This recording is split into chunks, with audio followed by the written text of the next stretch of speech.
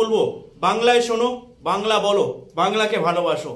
কালকেরে কিন্তু হয়ে গেল 2024 আইপিএল এর প্লে অফে যাওয়ার রেস খতম, একদম শেষ হয়ে গেল। কারণ কালকেরে আরসিবি ম্যাচ জিতে বোনাস পয়েন্ট নিয়ে অলরেডি প্লে অফে কোয়ালিফাই করে ফেলেছে।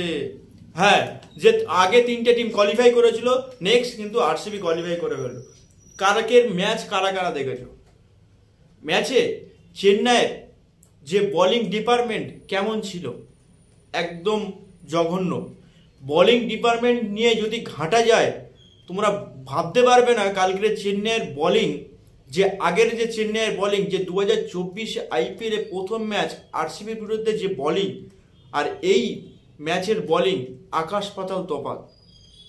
হ্যাঁ, বোলিং পাল্টিয়েছে, অনেকে বোলিং ডিপার্টমেন্টে নেই, মুস্তাফিজুর রহমান নেই, পাতিরানা নেই, দীপক চাহার নেই। অবশ্যই চেন্নাইয়ের সেই বোলিং কিন্তু ঘাটতি কিন্তু আমরা দেখেছি কালকে।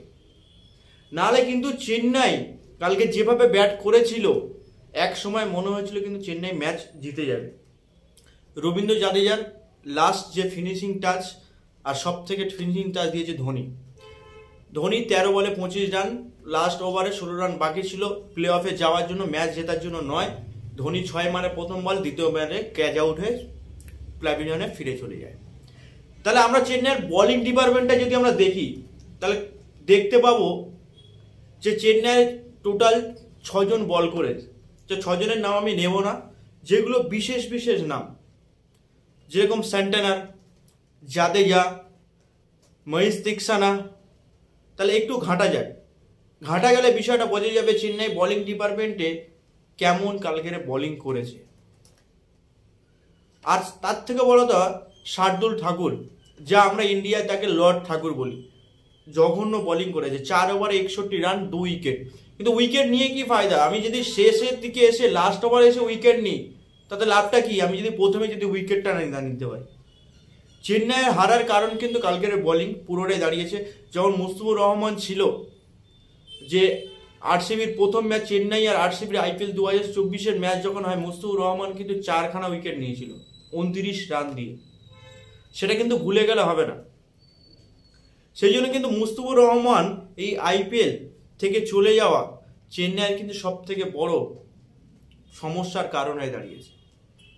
মুস্তাফিজুর রহমান যদি থাকতো, অবশ্যই চেন্নাই কিন্তু এই ম্যাচ আরামসে হয়তো নাও জিততে পারতো, কিন্তু রান প্লে অফে যাওয়ার জন্য যে রানটা প্রয়োজন ছিল, হয়তো এত রান নাও হতে পারতো।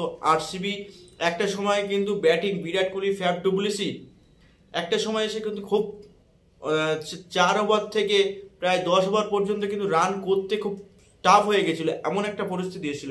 সেই সময় যদি মুস্তাফিজুর রহমান যদি প্লেয়ারে থাকতো, প্লেয়িং 11-এ, ওই সময় যদি বল করতো, তাহলে বল কিভাবে সুইং হচ্ছিল কিন্তু কালকে আমরা দেখেছি, স্পিন বল। আর মুস্তাফিজুর রহমান সবসময় বল সুইং করে, কাটার করে, তাহলে চেন্নাইয়ের কিন্তু অনেকটা সুযোগ বেড়ে যেত। আরসিবি হয়তো এত রান করতে পারতো না, চেন্নাই আরামসে ম্যাচ জিতে যেত। লাস্টের সেকেন্ড ইনিংসে কিন্তু অবশ্যই ডিউ এসেছিল, যার জন্য বল ধরতে অনেকের অসুবিধা হয়েছিল। যে বোলার লকি ফার্গুসনে অলরেডি 2-3টে নো বল করে ফেলেছিল, সিরাজ নো বল করেছিল। তাই এরকম একটা পরিস্থিতি চেন্নাই কিন্তু হারার জন্য দায়ী কিন্তু অ্যাকচুয়ালি পুরোটাই বলতে গেলে বোলিং ডিপার্টমেন্ট আর মুস্তাফিজুর রহমান না থাকা, পাতিরানা না থাকা, যার জন্য কিন্তু চেন্নাই কোয়ালিফাই করতে পারেনি।